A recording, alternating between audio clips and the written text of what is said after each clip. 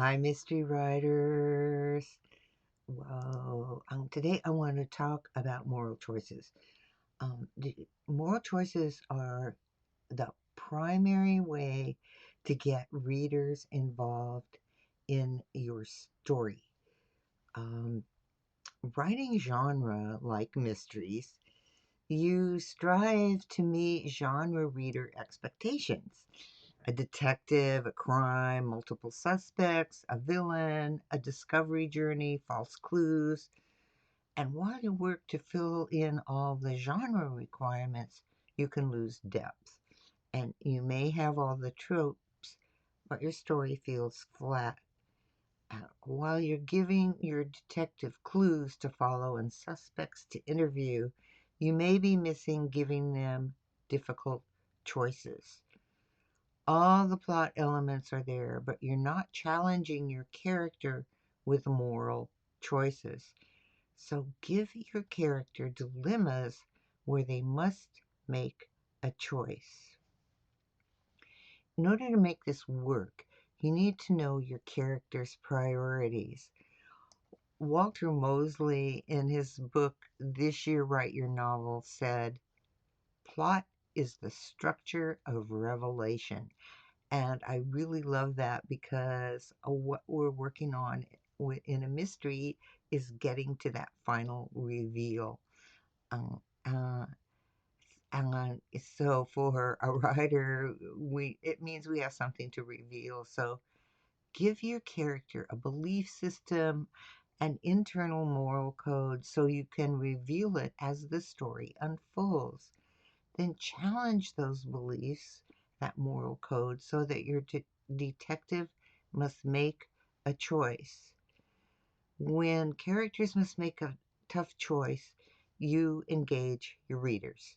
You deepen their understanding of the character and create empathy, and the reader will wonder what they will do faced with a similar choice. And so it reverberates with the reader. What would I do if I had to make this decision? A character without convictions and attitude is one who is hard for readers to cheer on and easy to forget. So you want to create situations where your character must make a choice that challenges their moral code. One of the best ways to do this is with conflicting desires. So you can place your character with two equally strong convictions in a situation where they must choose between those two.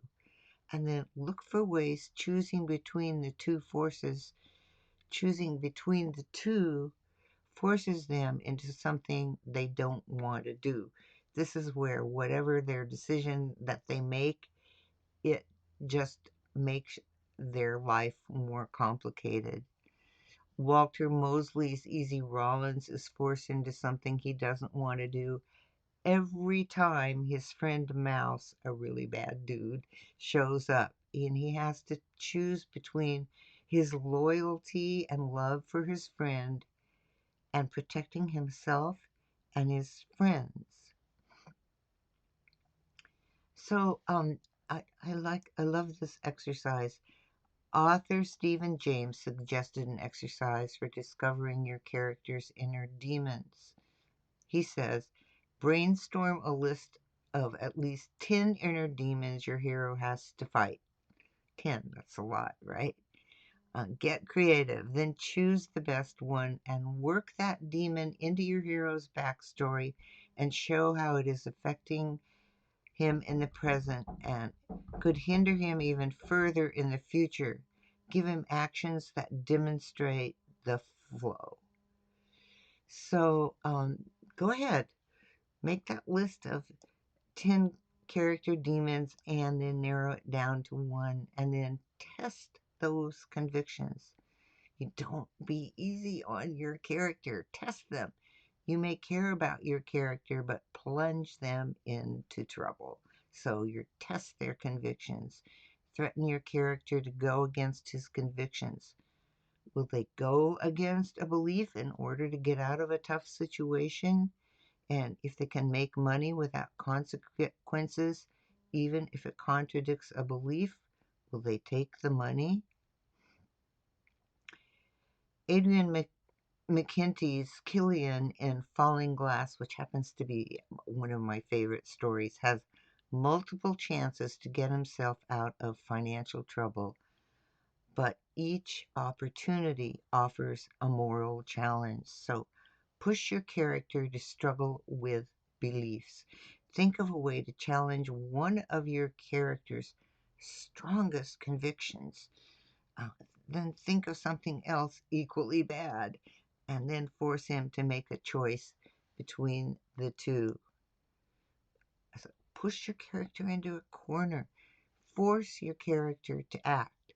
There's only one discernible way out, but it contradicts a strong conviction.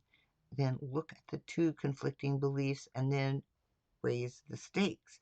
This dilemma works well as you head into a conflict toward the end of Act 3 in a 4-act structure. This is where it gets really bad, and this is one of the ways you can do it. Push his loyalty to his law enforcement organization and his moral belief. He wants to keep his job, but it means losing his wife. What choice does he make? You can ask what if as you work through the dilemma. The higher the stakes for a decision, the sharper the dramatic tension and the greater your reader's emotional engagement. That's why those tough places in your story work so well with your readers.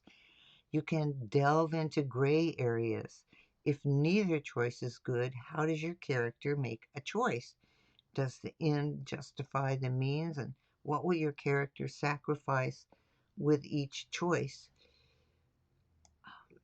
What when is doing the right thing wrong? Well, okay. Joe Nesbo creates moral choices for his character Harry Hole, pitting his obsessive drive and sometimes illegal choices against the law itself and his love for family. And Michael Connelly pits Harry Bosch and his belief everybody counts or nobody counts against police procedure and the law. So, moral depth is power in your story. When you give your character a belief system and test their actions against their convictions, you heighten tension. You supply your reader with a look at the character's belief system and how the character operates in their world. Empathy and tension are two strong pulls to reader engagement. So create the puzzle, solve the mystery, and along the way, give your character some very tough choices. Okay. Amazingly enough, today, for students of Write a Killer Mystery, we were looking at a specific example of one of the students um, where a character does everything wrong and looked at some possibilities for that. Anyway, chime in the group, tell us where you are with your mystery, and definitely ask questions, and I'll see you next week.